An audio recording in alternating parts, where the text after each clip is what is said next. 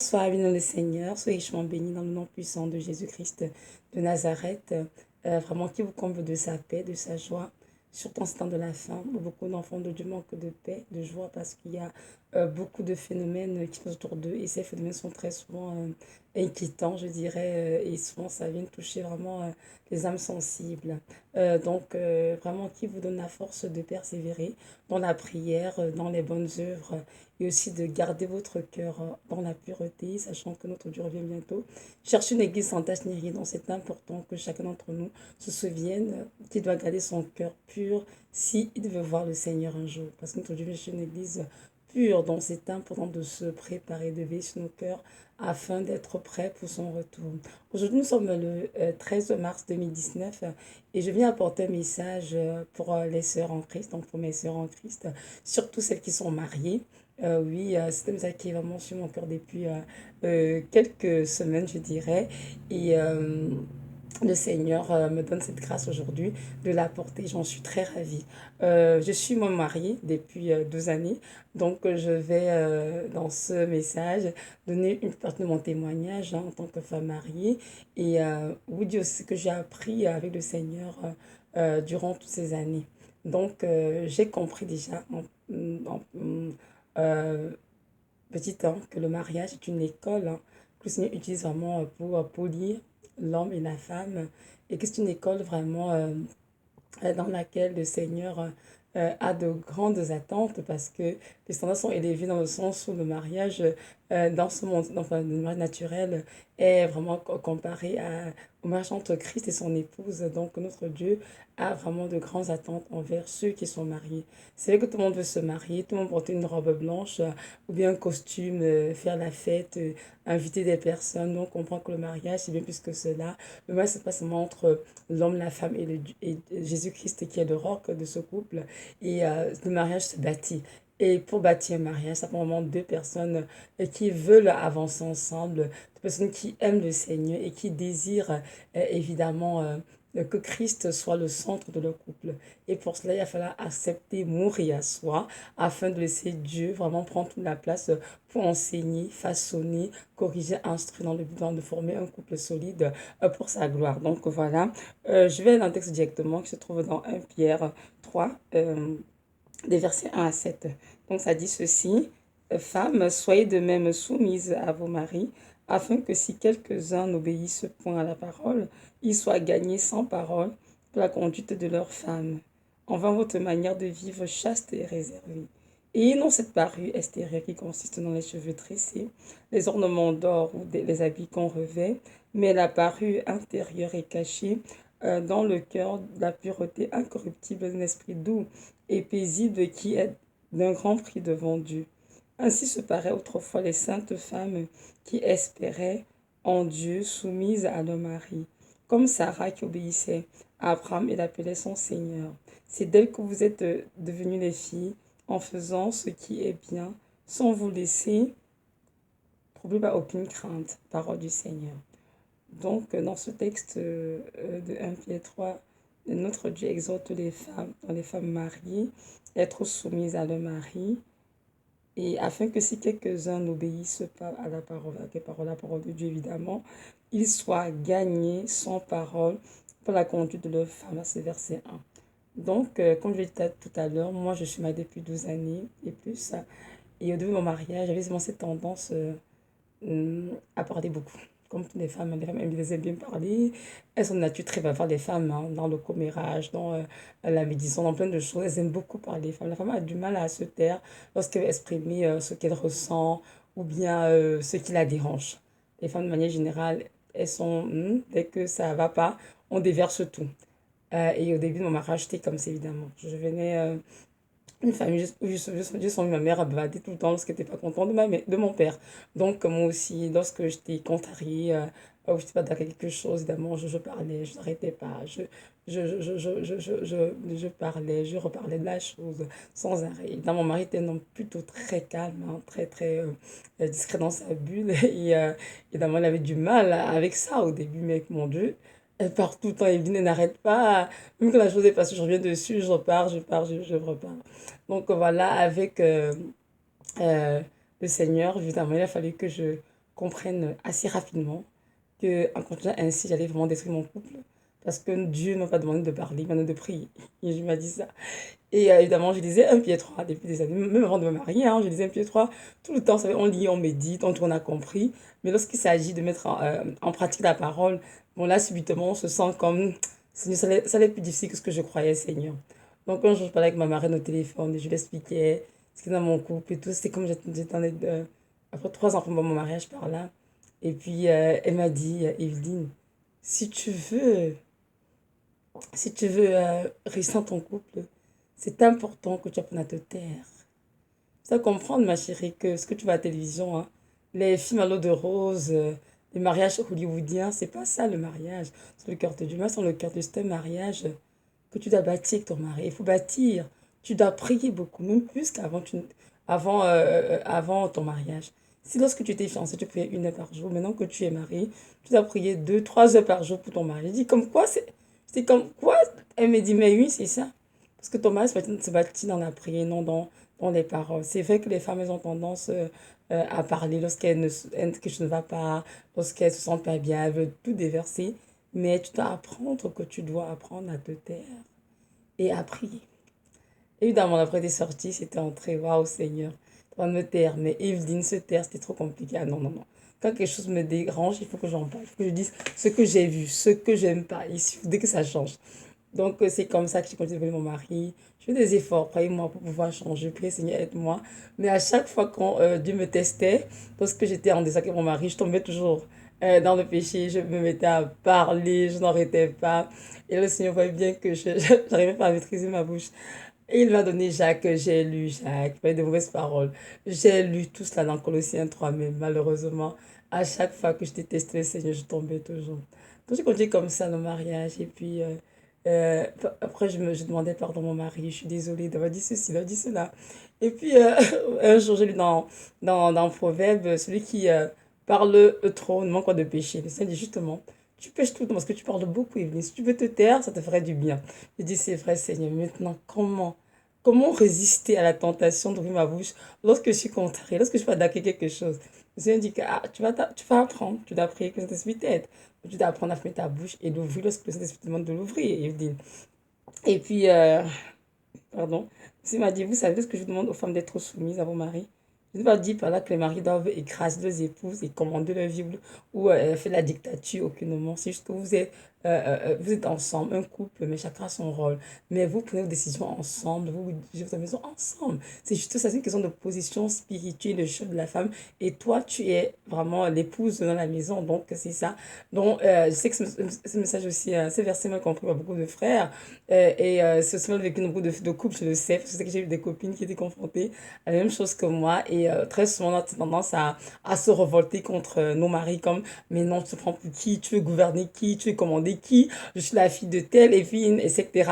Non, en fait, notre Dieu m'a fait comprendre que ce verset est mal compris. On l'enseigne par plusieurs hommes de Dieu. Donc, les hommes, de l'autre côté, pensent qu'ils sont là pour régner sur les femmes, pour écraser, vraiment pour les rabaisser. Elles sont des esclaves en fait, mais ce n'est pas ça le cœur de Dieu. Parce que Dieu demande à la femme d'être soumise à son mari. Ça veut dire que le mari diffame la femme, non, mais qu'ensemble, le mari étant évidemment soumis à Dieu, la femme étant soumise à Dieu, ensemble, ils sont capables de prier et vraiment recevoir de Dieu des directions précises et claires pour leur famille, pour leur couple, et faire ensemble ce que Dieu leur demande. Et même s'il y a sujet de contrariété quelque part, pas la peine de s'engueuler, pas la peine de sortir une mauvaise parole ou de s'énerver, juste retourner ensemble d'un commun accord, dans le temps du Seigneur, prier et notre Dieu montrera clairement ce qu'il faut faire et on va faire cela. Nous, on comprend le mariage que ce n'est pas tant ma volonté qui compte, la volonté de mon époux,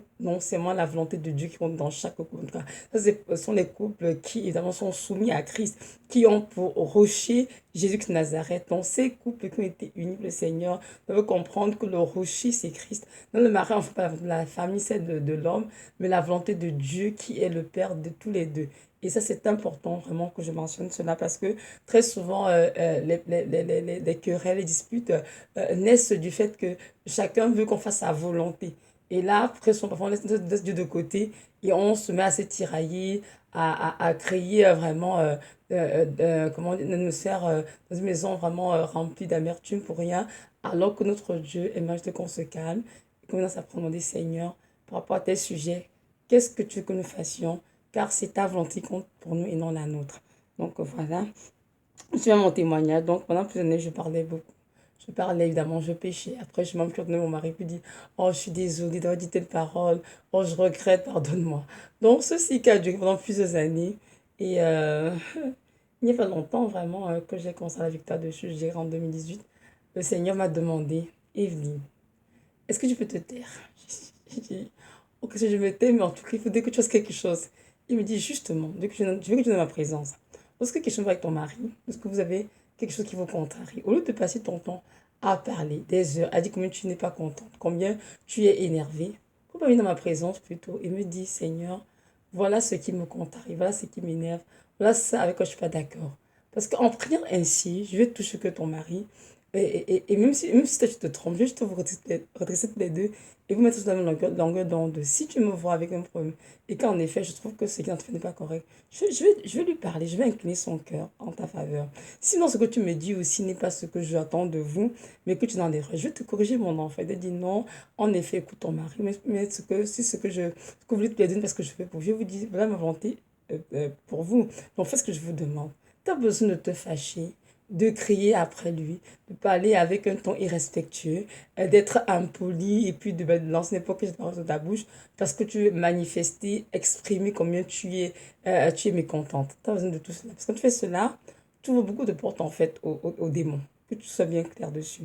Parce que très souvent, quand vous agissez, les êtres humains, vous oubliez toujours qu'il y a un monde spirituel qui vous entoure. Alors que vous devez être conscient de ce monde. Il est bien réel, faut qu'il soit invisible. Donc lorsque vous mettez à vous disputer la maison comme ça, avec vous sans les enfants, vous ouvrez automatiquement des portes aux démons qui ont envie de vous attaquer. Alors que ce serait sage que toi, l'épouse, tu te taises et que tu es dans ma présence, tu cherches ma face, que tu pries et je vais régler la chose à ma façon, à mon temps. Et non que tu sois patiente. Très souvent, nous voulons régler tout à la seconde près, tout de suite, Seigneur, que tout son cœur qui change d'attitude de suite et tout. Notre Dieu voudrait que nous soyons patientes. Donc, vraiment, mes sœurs, Dieu m'a enseigné que les combats dans nos couples se gagnent genoux atteints la prière et non dans les paroles. Les paroles ne servent à rien. Évidemment, je ne veux pas dire, on a dit mot. Si l'Esprit de Dieu nous conduit à dire quelque chose, on le fera évidemment. Mais évidemment, dans une attitude de respect, avec un ton respectueux, avec amour, avec douceur. Mais très souvent, les sœurs, moi, s'avouer que lorsqu'on n'est pas content, lorsqu'on est fâché, on sort vraiment des paroles, mon Dieu, remplies d'amertume, de ressentiment, parfois même des injures, hein, sortent de nos bouches et tout, parce qu'on ne veille pas sur nos cœurs.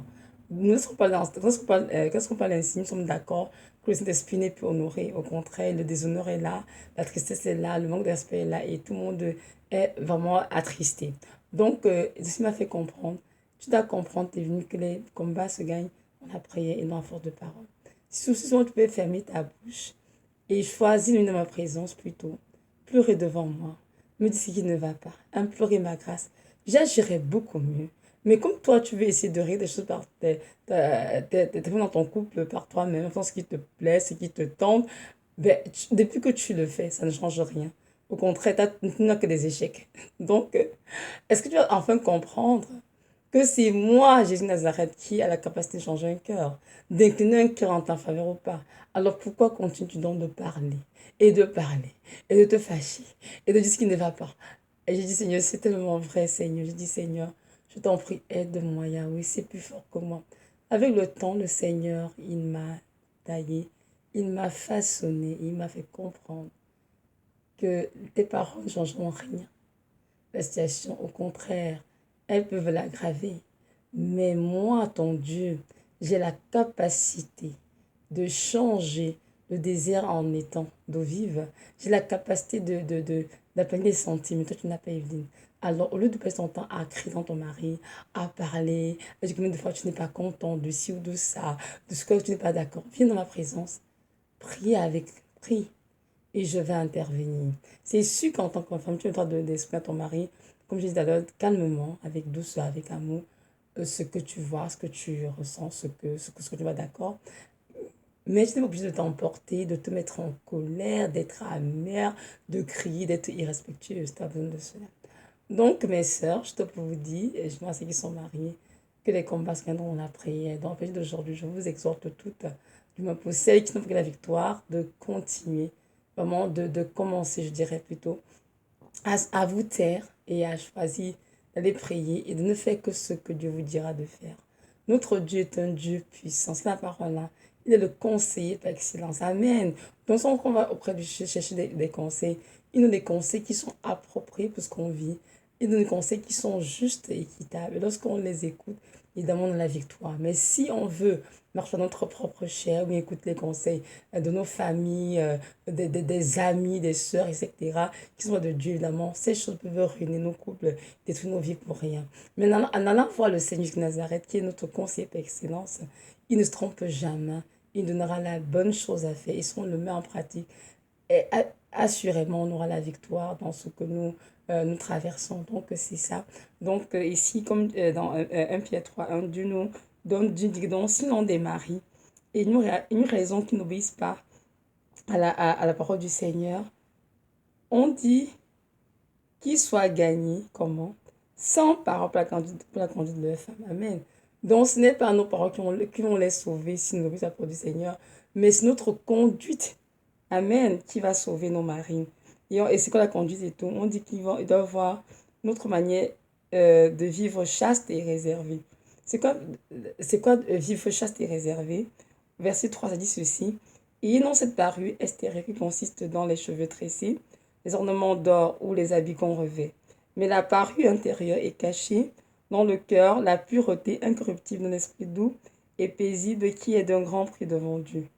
Donc, Dieu nous demande ici de ne pas passer notre temps à nous affairer, à faire nos cheveux, à se faire belle, faire plein de choses, les ornements d'or, ou bien de mettre notre cœur dans les habits luxueux, etc. Non, ça sert à rien. Mais il nous demande en fait de veiller à garder notre cœur vraiment dans la pureté. Un esprit doux et paisible qui ne grand plus devant Dieu. Vous savez très souvent que les femmes se mettent à parler n'importe comment, elles débitent n'importe quoi, parce qu'à quelque part, elles n'ont pas cette paix en elles, elles n'ont pas cette douceur, parce qu'elles sont amères, elles ont le ressentiment, elles en veulent le mari pour des raisons et tout. Lorsqu'une femme de Dieu, qui est vraiment sainte, a en elle cette paix, un esprit doux, comme dit le Seigneur, très souvent, elle ne peut pas se mettre à dire n'importe quoi dans son mari. Elle va juste se taire, elle va juste choisir dans la prière et vraiment invoquer son Dieu tout-puissant qui peut faire tout pour elle. Parce que quand Dieu combat pour une femme, croyez-moi, lorsque Dieu combat pour vous, la victoire est déjà assurée. Mais pour que Dieu combatte pour vous, il faut que vous ayez vraiment un cœur sans reproche, un cœur qui est propre, un cœur qui est doux, un cœur qui est paisible. Cette paix de Dieu que Dieu vous assure, mon enfant, je vais agir même à mon temps. Mais si on est irrité, amer, on va se mettre à dire n'importe quoi, à verser n'importe quel de parole et sans tenir compte des dégâts en fait dans la vie des autres. Et là, on va tout détruire, alors que Dieu veut que nous bâtissions et non que nous détruisions nos couples. Donc, c'est ça. Donc, notre Dieu nous demande ici vraiment de veiller à avoir un esprit doux et paisible. Et c'est cette parure intérieure dont il parle dans le cœur, cette pureté incorruptible en fait, dont nous devons veiller dessus tous les jours pour la garder. Donc, c'est ça. On dit ainsi, paraît autrefois les saintes femmes qui espéraient en Dieu, soumises à leur mari. Donc, si tu es une femme qui est sainte, qui est chrétienne, qui croit en Dieu, qui met sur la sainteté, tu espères en Dieu. Donc, tu dois être soumise à ton mari et laisser Dieu, évidemment des époux, prendre soin de toi et t'aider dans ton couple. Mais arrête de parler, parce que parler ne servira jamais à rien, à pas détruire. Ouvre ta bouche lorsque l'Esprit de Dieu te le permet. Et parle de manière correcte, avec douceur, avec amour, avec tendresse. Mais si tu n'es pas capable de parler ainsi, mieux vaut te taire. Souvent, j'ai essayé, en tout cas, je n'étais pas prête. J'étais extrêmement irritée à l'intérieur de moi. Alors, j'ai fait des gaffes terribles. Donc, après, j'étais en train de pleurer. Seigneur, pardonne-moi. Je t'en prie, j'ai dit ceci, je n'ai pas dû dire ceci, Seigneur. Pardonne-moi. Donc, plus on se tait, mieux vaut pour tout le monde. Donc, voilà. Pardon. Et donc, ici, on dit au verset 5, ainsi je parais autrefois les saintes femmes qui espéraient en Dieu, soumises à leur mari, comme Sarah qui obéissait à Abraham et l'appelait son Seigneur. C'est dès que vous êtes devenues les filles en faisant ce qui est bien, sans vous laisser trop par aucune crainte. Donc, c'est de Sarah qui sont devenues filles. Et les filles de Sarah sont des femmes qui craignent le Seigneur, qui obéissent au Seigneur et qui marchent dans la sainteté, qui sont soumises à leur mari et qui ne cessent de trouver aucune crainte. Pourquoi? Parce qu'elles ont cette paix en elles, cette confiance en Dieu inébranlable, que leur Dieu est avec elles et que leur Dieu prend soin de leur couple, de leur famille et que leur Dieu agira en son temps, peu importe la situation qu'elles traversent. Voyez-vous, donc c'est toute la différence. Je sais que c'est quelque chose d'évident, surtout pour les filles qui ont des familles, elles ont vu leur maman parler n'importe comment à leur papa. C'est pas toujours évident pour ces femmes chrétiennes-là. Mais je sais qu'avec le temps, notre Dieu, dans sa grâce, finit toujours par nous façonner, nous modeler de cette manière, de sorte qu'ils sont capables vraiment de réagir comme les filles d'Abraham, comme les filles qui sont saintes en fin de compte. Parce que nous comprenons bien, lorsqu'on vient à Dieu, il nous donne le salut, c'est vrai, gratuitement. Mais nous avons une façon de nous conduire autrefois.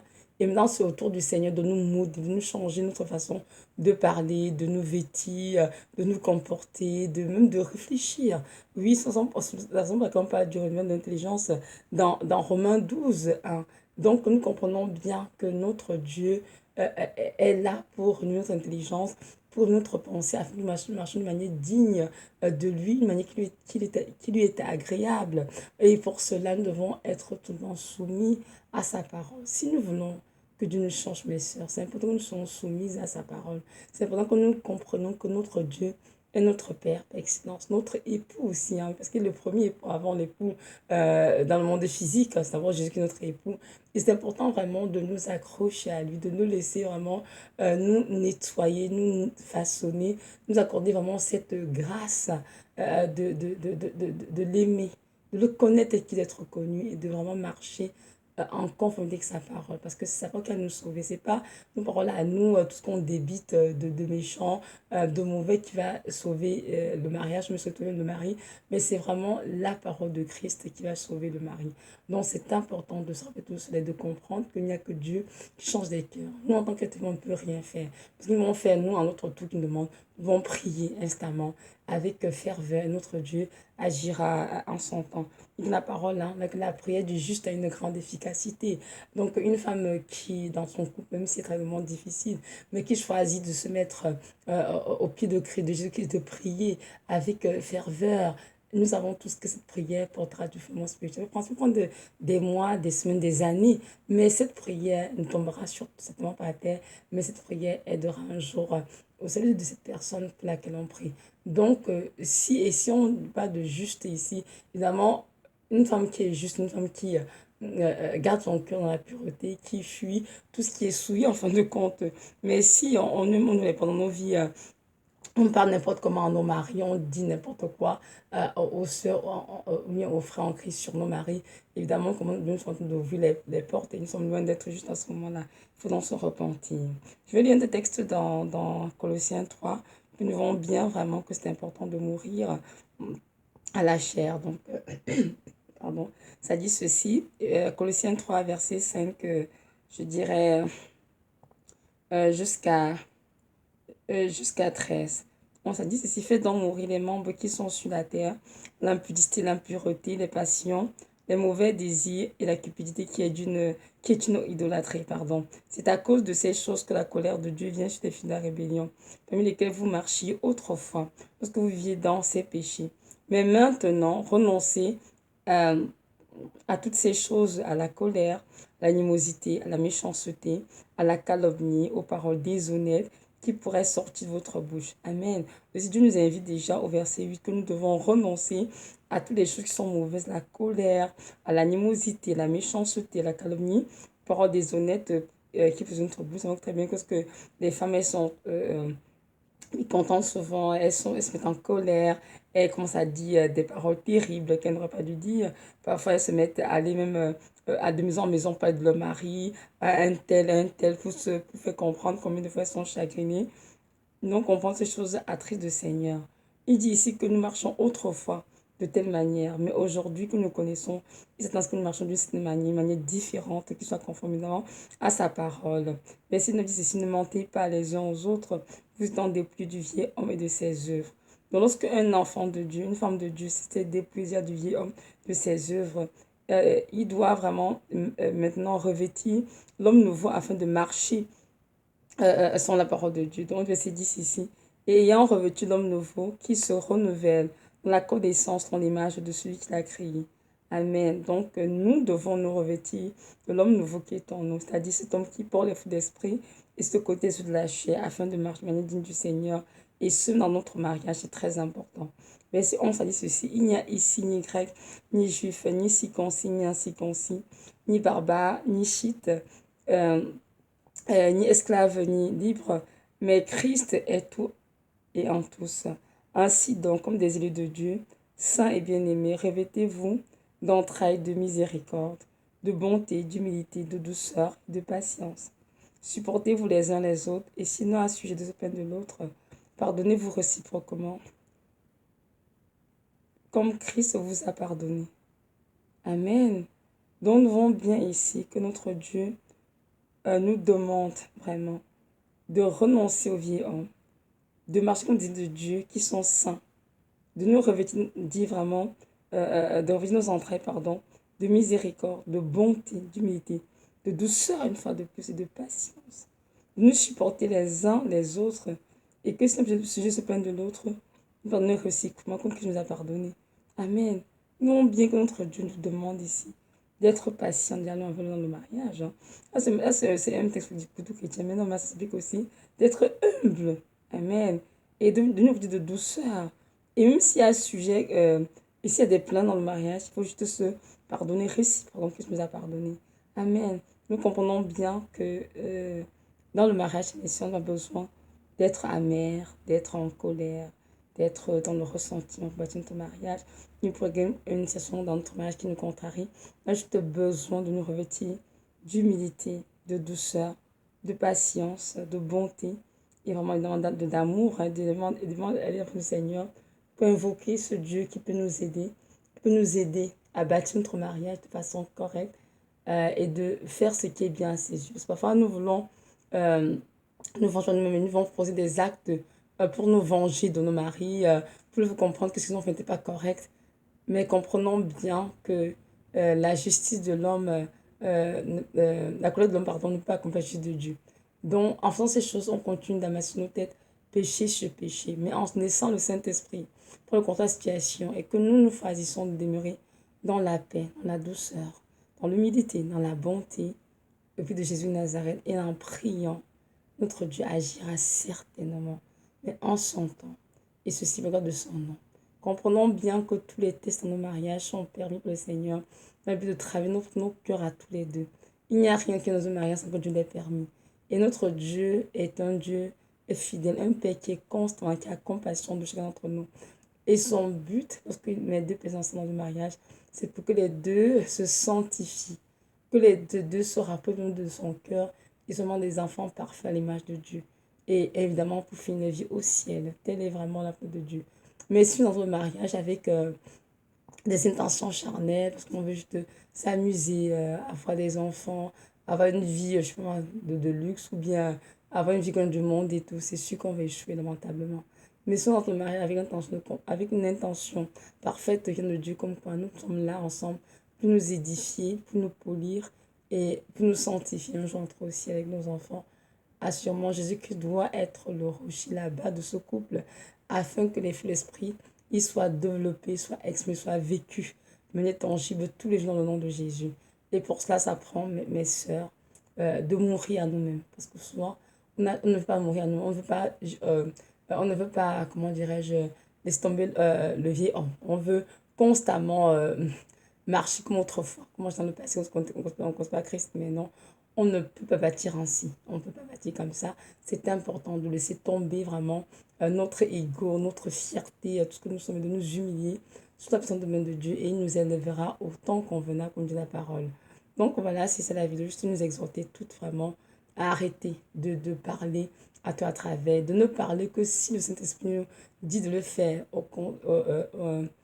sinon de se taire et de choisir de prier, de confier notre forme de couple, de famille à Dieu, le Tout-Puissant, qui est capable de faire quelque chose pour nous, de changer les cœurs et de changer une situation. Donc voilà, n'oublions pas que notre Dieu revient bientôt et que c'est important vraiment de nous, pardon, de nous préparer et de purifier nos cœurs. Et c'est sûr que, c'est meilleur de dire cela, beaucoup de personnes vont rater l'enlèvement à cause de mariage. Parce que le mariage, pour eux, a été tellement difficile. Ils ont été tellement blessés. Ils ont été tellement, comment dirais-je, aigris à cause des problèmes de couple, de problèmes de toutes de choses. Et ils ne seront pas capables d'entrer au ciel. C'est le temps vraiment, je me suis m'adresse seulement aux frères, aux sœurs, à tout le monde d'ailleurs. C'est le temps vraiment d'aller voir le Seigneur, ce qui va dans vos couples. Dis Seigneur, va tes choses qui va dans mon couple, va tes choses qui va pas. Je veux, Seigneur, s'il te plaît, que tu m'aides à régler cela dans mon propre cœur. Oui, c'est très important. Si chacun s'humilie, l'homme s'humilie, la femme s'humilie, et que vous allez ensemble le Seigneur chercher sa face, jusqu'à ça va vous aider à régler de couple. Mais si vous êtes orgueilleux, fier dans son coin en train de dire non, j'ai raison, chacun a raison, rien ne pourra marcher. Donc c'est important vraiment que chacun se réveille et comprenne que c'est le temps de mettre nos vies en règle. C'est le temps de mettre nos vies en règle et que notre Dieu soit chercher vraiment des épouses qui ont des cœurs purs. Ce qu'il n'a pas parole, Matthieu 5, dit ceci. Matthieu 5 dit ceci. Heureux ceux qui ont le cœur pur, qui verront Dieu. Donc si ton cœur n'est pas pur, tu ne vas pas voir Dieu. Même si tu as eu raison, même si tu as eu trop de raisons dans ton mariage, non, tu ne vas pas entrer. Donc c'est important que tu nettoies ton cœur. Maintenant, je m'intéresse aux sœurs. Mes sœurs en Christ, je sais que c'est pas facile. Parfois, c'est très difficile le mariage. Je sais, c'est pas toujours évident. Lorsqu'on s'est marié, on pensait à X choses. Lorsqu'on s'est marié, on s'est rendu compte que non, la réalité était tout autre. Mais néanmoins, notre Dieu est avec nous. C'est important de considérer cela, qu'il est avec nous. Et si nous battons dans l'après, genoux à terre, notre Dieu nous donnera la victoire. Donc, c'est le temps vraiment de garder nos cœurs purs dans le Seigneur, afin qu'il nous aide aisément à travailler dans nos couples, dans toutes les situations qui se présentent. Donc voilà, maintenant, si tu m'as écouté et que tu ne connais pas que c'est Nazareth, j'aimerais te dire que ce Dieu est celui qui t'a sauvé, qui t'a aussi créé évidemment. Et aujourd'hui, il te dit, mon enfant, je veux être en avec toi. Donc je t'encourage vraiment à faire ce pas de foi. Invoque-le et demande-lui que tu le connais, qui il est, si c'est vraiment Jésus-Christ le vrai Dieu. Et je sais qu'il va te répondre parce que je sais que jusqu'ici, tous les dieux que tu as dans ta vie, Bouddha, peu importe le nom, ne sont que des faux dieux. Le véritable et le Dieu tout-puissant, c'est Jésus-Christ de Nazareth qui a créé le ciel et la terre, tout ce qui s'y trouve, ainsi que ton âme à toi. Et aujourd'hui, te dit, mon enfant, viens dans ma présence, cherche ma face, je vais te répondre. Bon, je t'encourage, vraiment, fais pas deux fois. N'attends pas, ne remets pas à demain, mais reprends tes péchés maintenant et accepte dans ton cœur comme ton sauveur, ton Seigneur. Et tu verras que tu ne regretteras pas. Il t'offrira une belle destinée et en plus, tu termineras ta vie dans l'éternité au ciel, au paradis avec lui. Donc voilà, c'est ça. Soyez richement bénis et que notre Dieu nous aide tous vraiment à ne pas laisser notre homme de couple nous infecter, mais à continuer de chercher sa face, de prier et de surtout veiller à gagner nos cœurs purs devant lui. Donc voilà. Soyez bénis dans le nom de Jésus. Amen.